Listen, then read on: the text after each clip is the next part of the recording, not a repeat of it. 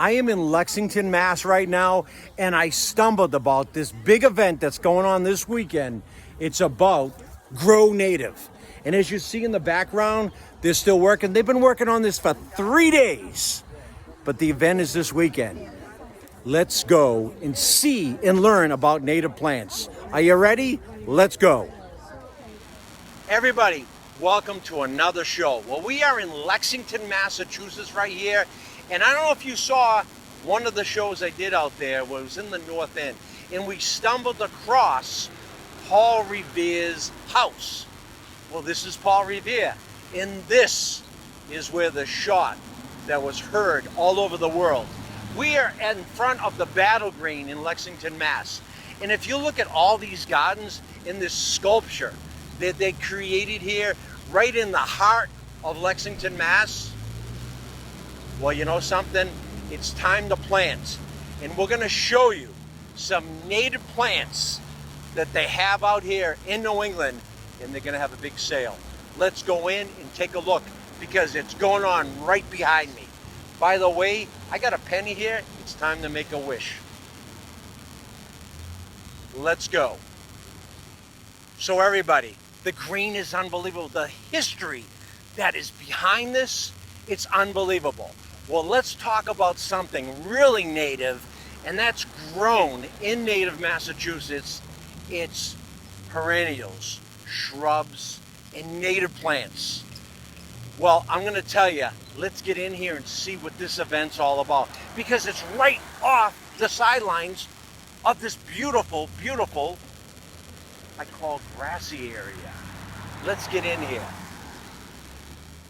My new friend I have out here, Heather, thank you so much for inviting me to come to this event that you have this weekend.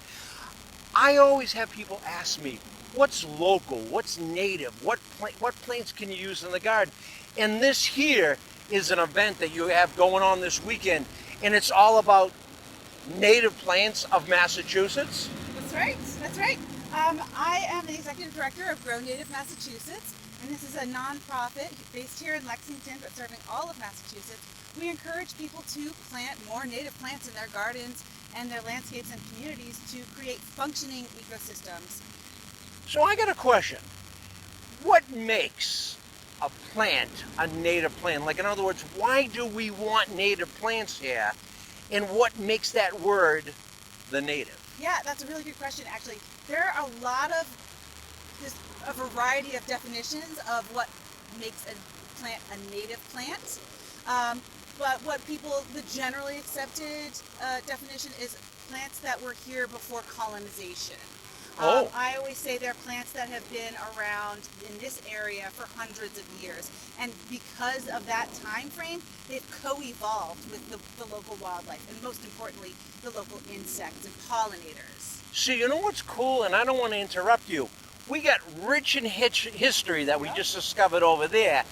And just you use the word colony. That's what's happening right now. We're bringing things back that are good with the butterflies. We want more butterflies. We want more hummingbirds. Is this what it takes to make them come back home? This is one of the big things that really will help those populations. They've co-evolved for hundreds of years, and so therefore the native animals, those pollinators and birds, they need the native plants to provide the food and the habitat that they have evolved to require. So we are encouraging people to plant more of these to provide those resources back to these animals to help those populations.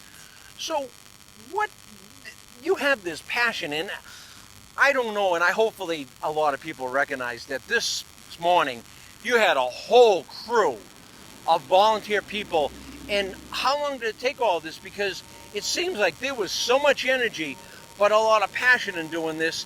And what was that all about? Getting this done within, it seemed like hours. Well, it actually was 3 days of on-site preparation to get these tents filled with native plants. We had them delivered from a variety of different local nurseries that we know and trust, that they grow the right kinds of plants that we want to provide to people. And then we have probably about 80 volunteers throughout the week and for the next 2 days when we have the plant sale, helping us organize all those plants and price them and count them, and then help people find the plants that they're looking for when they come to buy them. And Heather, these people weren't only volunteers, but they were leaving with plants, I noticed when I came in here. They had cartfuls, and I was saying, hey, you cheating? He goes, no, no, no, no. I'm getting them because I want to get them before the rain. It seems like they love the gardening as much as anything else, and they're getting like the first pick of the litter. That's right. Yeah, on these. Yeah. Well, Heather, can you show me? I want to know a lot about this. Can you show me some of the plants and what attracts what and et cetera, perennials and bushes? Can we go around and do that? Yeah, we sure can. We've got some great stories right here. Let's do it. Yeah. Awesome. So, I had to stop you right here in your tracks. This I'm familiar with. This is a red twig dogwood. Is that correct? That's correct. And people love these, and they have the little red sticks on them, and they put them in little planters during the Christmas time. Those are unique, and those are common that I'm familiar with. Do you have anything that's really like out of this world unique? Well, we have a bunch of really unique plants, but I have a fun story over here Let's that go. I'd love to show you. Let's go. No. What is this? So this is a native hydrangea. A lot of people have hydrangeas in their gardens, but they're very often something that is not originating in this ecoregion. But this one's very exciting. It's, as you can see from this label, Hydrangea arborescens. It's a smooth hydrangea. And when we were getting these plants ready to put out for the customers to come look at tomorrow, some of the volunteers were going to cut some of these wrinkly leaves off, and we said, don't cut those off, because it's actually something very special, especially if you're someone who wants to create habitat in your garden. This is a cocoon of the hydrangea leaf tear moth, and that is also a native moth. And so there's a caterpillar cocooned in here, and you can see some of these plants. Yeah, there's a lot of them. Uh-huh. Oh, wow. And what's really wonderful is that then when the caterpillar comes out and is now a moth, it's going to be a really important moth for the ecosystem, and also potentially a really delicious snack for a native bird. If they leave this just as is, it can also be a really great shelter for spiders, which are also important for the ecosystem. Not a lot of people like spiders, but in the garden, it's a no-brainer to keep them there. Pest insects, so it's a Wow. really great thing to have. So, around. you know, by talking to people over the years, they have to have no yellow leaves. The bugs are eating this. I get questioned what you're saying. Leave it alone, because nature's forming all these different things in the garden, and we think it's going to be beautiful, but that's where it goes. The inner beauty's right there, and look at that. That's going to be a home, and that's going to cycle the whole nature. And we always like to tell folks, if your leaves don't have a few holes in them, if nothing's eating your plants, then you're doing it wrong. You want those plants to be providing food for the insects, because we're if we're not careful, we'll be entering into the insect apocalypse. If we lose all insect populations, we lose all life on Earth. So let's protect those insects and let them eat some of our plants. So, yeah, my tomato plant's getting eaten, or my tree's getting eaten. Look at this. I need to spray it. What should I spray it with? You know what I said? I said, get over it. When it's all done, the leaf won't be there. Oh, Heather, you got to show me more. This is so beyond interesting. Heather, look at, you have tents and tents and tents of perennials.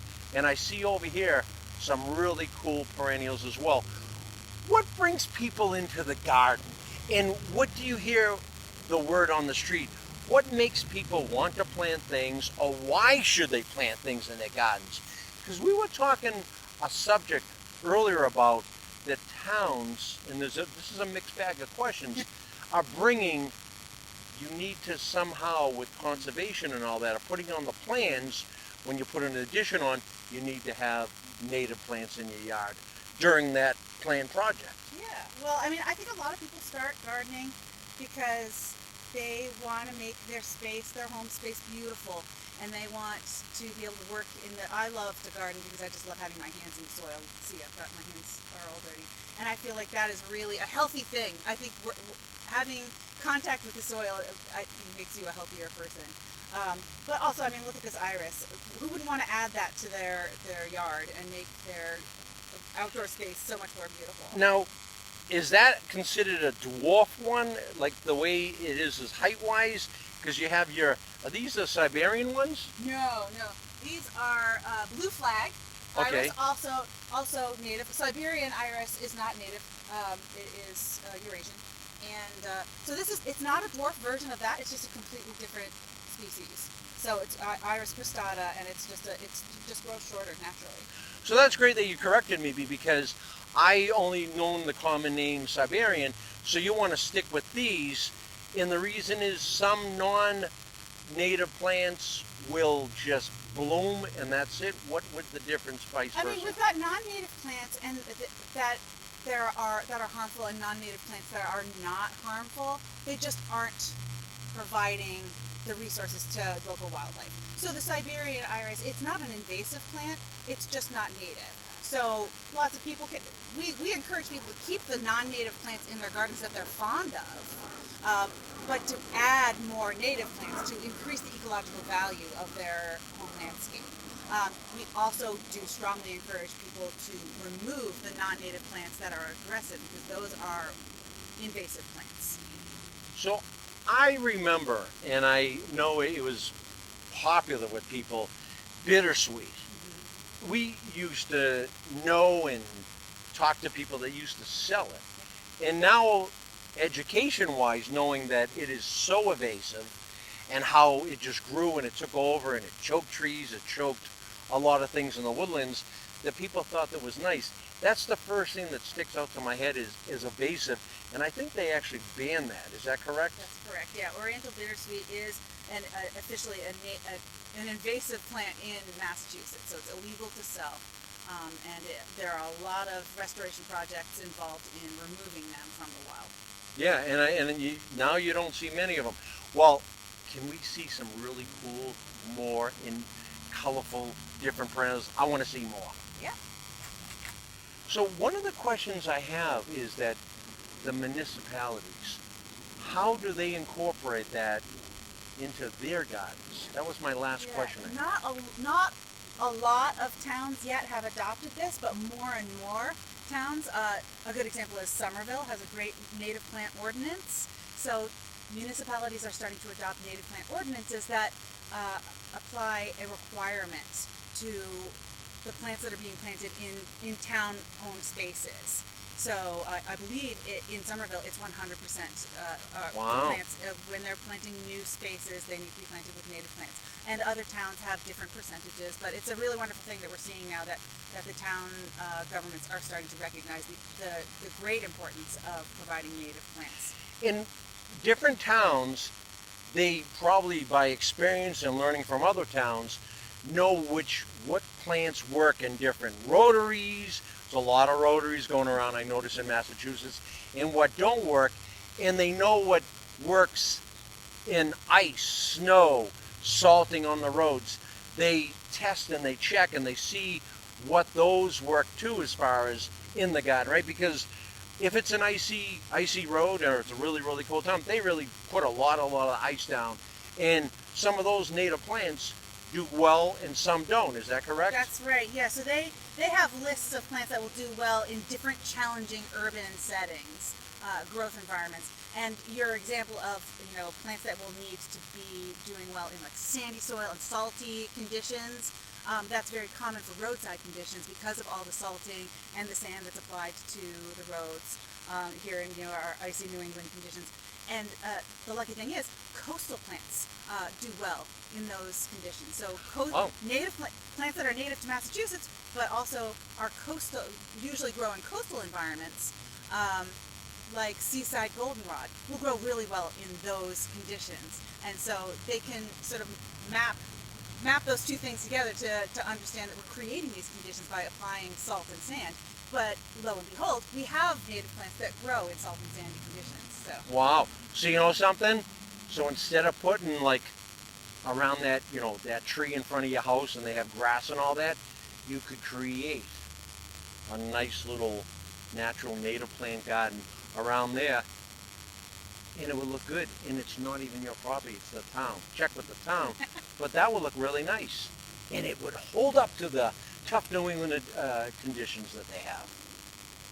So what you just described actually is something we refer to as soft landings. When you plant native plants all underneath the canopy of a native tree, instead of having this hard surface down here that is like very solid, when the caterpillars fall from the trees and go to pupate and burrow in the ground for winter, they have something that can actually burrow into. It's a leafy cover, there's the leaves from the tree and also the plants. It gives them a place to be protected rather than bouncing off this really hard compacted soil and non-native turf grass. Wow, that's a mouthful, but actually that all makes sense. Wow, unbelievable.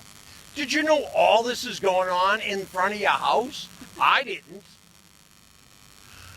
Heather, I always want to know. There's so many plants, so many choices, so many grasses, so many ferns.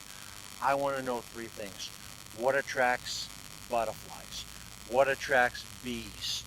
What attracts birds? Did I miss anything else? Well, those are the piggies. Those are definitely We know what piggies. attracts rabbits and deer. Everything. Most everything. Okay. What attracts trumpet vine? Well, we are hummingbirds. That's a really popular bird that people want to attract, and obviously they will put out hummingbird feeders to attract them. But you can also use native plants, and we have trumpet honeysuckle is a wonderful native honeysuckle that blooms this beautiful salmon to pink color. And what exactly is a Latin name? Is it important? Why is it used in garden conversation on plants? Yeah, it's actually really important, and we organize all of our plants alphabetically by the Latin name, which is also known as a scientific name, and we do that because this is it's taxonomy, and it's how species are organized biologically, and so the name is Lonicera is the genus, and Sempervirens is the species, and that tells you very specifically what this plant is. Whereas if you say trumpet honeysuckle, some people call it trumpet honeysuckle, some people call it coral honeysuckle. Some people may call it something else depending on where in the country they grew up.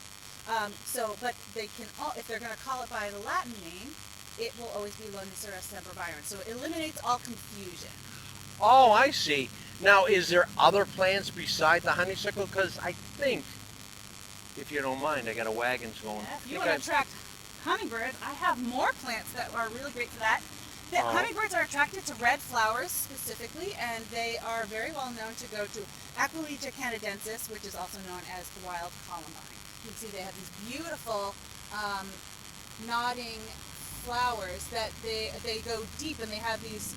The flower shape has these long They're spurs, like little cones, yeah. spurs at the end, and the hummingbirds can get their tongues all the way in there to get the nectar. They're Wow. So if you plant a good row of these, maybe like 3 or 4 of them, you're definitely going to attract The hummingbirds. hummingbirds will definitely be coming to this. And another fun one that I have that was unexpected in my garden, but if it happened in my garden, it can happen in yours.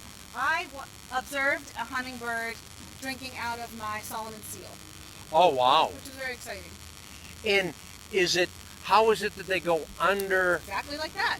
They it was a larger plant, so it was more like 2.5 feet tall, and Okay. I saw the hummingbird coming under and dipping under and drinking nectar from these blooms. So if you were to plant these, let's just say these 3, to attract hummingbirds, what is the most, I guess, the best area to place them? Would it be a hilly area or a flat area? What kind of environment do you need to attract the hummingbirds? Is there a certain requirement that a hummingbird is going to fly in? Do they like it low, high, middle? It can be anywhere that these plants that provide the resources they want, anywhere that they grow well. And they have different growing requirements. These guys like it in the shade. Actually, all these guys are okay in the shade. This can grow in the sun as well. So you just want to make sure that the plants that they use are growing where they're going to grow well and put out the most flowers, and that's what's going to bring in the hummingbirds. Wow. So now, I might have to get rid of a lot of my grass area, but I need to bring these into the garden. Now, my other question is bees. Happy bees, but pollinating bees. What do you have for pollinators? Well, we have lots of great plants for pollinators, and now hummingbirds are pollinators, but insects are more well known for being pollinators. hummingbirds. Really? So when hummingbirds go from plant to plant, they're also spreading pollen. So any animal that goes, a lot of bats are pollinators as well, because they go from flower to flower, and that spreads the pollen around. So all this is happening in the middle of the night? Sure is. Wow. Can you show me where those pollinators are? I think they might make it in here. I can show you some more pollinator-friendly plants. I think I know this one.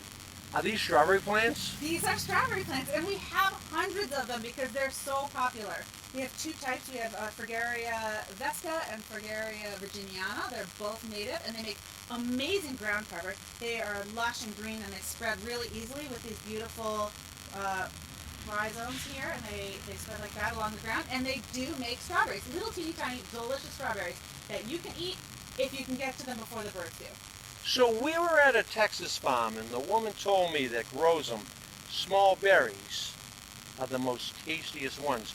You're saying these are the ones that you can grow in your yard up here in the native? That's true. And what's interesting is you were telling me earlier about this particular strawberry plant.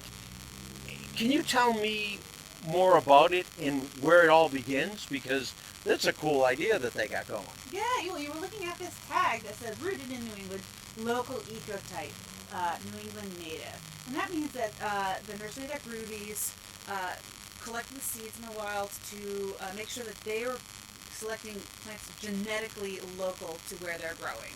And so all of the plants that they've provided us with this label are really, truly native. They know where they collected the seeds. They're the ones who spread those seeds and grew them, and this population, it has that sort of known provenance. I never thought of that because we can get seeds anywhere and it could be native, but now this is truly from start to finish is always going to cycle itself to be native. Yeah. Wow. Okay, we got the birds next, right? Birds, butterflies. I couldn't think of a better setting.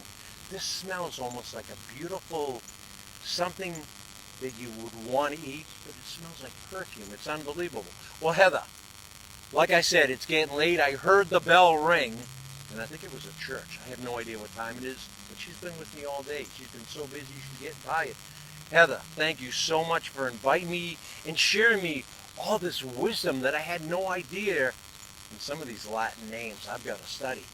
Can you tell people a little bit about yourself, how you got into this and how they can reach out, become everything about when and how when you do this whole thing, because it'll be a buzzing tomorrow morning, big time. Yeah, so I I started with Grow Native 3.5 years ago. I'm the executive director, and it's been very exciting for me to be able to lead this organization. We're a very small organization, and like I said before, we encourage people to plant native plants in their gardens and landscapes to create functioning ecosystems to support pollinators and birds and other important wildlife. We do that by providing lots of educational resources and programs so people can learn about the plants and how to incorporate them into their gardens, and also where to find them.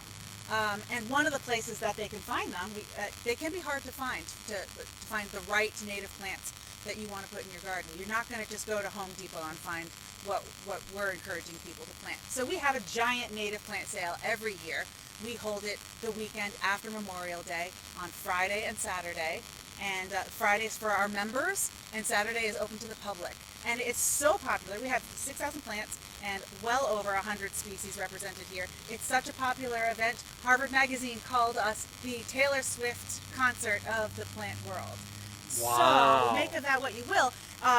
There will be thousands of people over the course of the next couple of days. I could see as the onlookers were looking right off of the battle green there.